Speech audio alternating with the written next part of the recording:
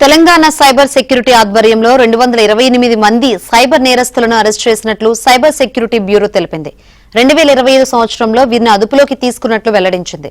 నిందితులపై దేశవ్యాప్తంగా 1313 కేసులు, తెలంగాణలో 1089 కేసుల్లో ఉన్నట్లు గుర్తించారు. ఇప్పటి వరకు 92 కోట్లు మోసం చేసినట్లు విచారణలో తేలింది. 66 మంది ఫేక్ కాల్ సెంటర్ నేరాల్లో 77 మంది ఇన్వెస్ట్మెంట్, జాబ్ ఫ్రాడ్ కేసుల్లో అరెస్టు చేసినట్లు పేర్కొన్నారు. మరో 18 మంది సైబర్ నేరాలు, 13 మంది ఆన్లైన్ ట్రేడింగ్ ఫ్రాడ్, డిజిటల్ కేసులో అరెస్టు చేసినట్లు వెల్లడించారు.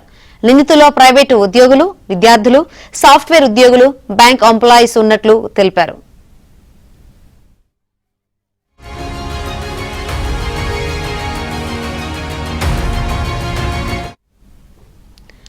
మరిన్ని వివరాలు అందించేందుకు మా ప్రతినిధి ప్రవీణ్ సిద్ధంగా ఉన్నారు.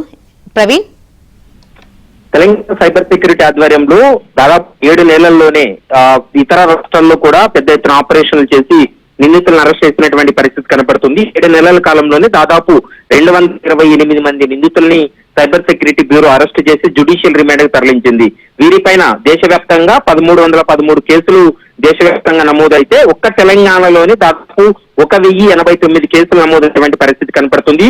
ఈ కేసులు విచారణ చేసి వారి దగ్గర నుండి దాదాపు 92 కోట్ల రూపాయలకు కూడా మోసం జరిగిందనేటువంటి అంశం గుర్తించారు. ఇందులో కొంత రికవరీ అయిన బాధితులకి మొత్తం పోగొట్టుకున్నటువంటి సొమ్ము అయితే మాత్రం రాలేదనేటువంటి అంశాన్ని స్పష్టం చేస్తున్నారు. ఇందులో ముఖ్యంగా 66 మంది ఫేక్ కాల్ సెంటర్ల నేరాల్లో అరెస్ట్ అయ్యారు. 77 మంది అయితే మాత్రం ఇన్వెస్ట్మెంట్ మరియు జాబ్ ఫ్రాడ్ కేసులో కూడా వీరు అరెస్ట్ అయినటువంటి పరిస్థితి స్పష్టంగా కనపడుతుంది.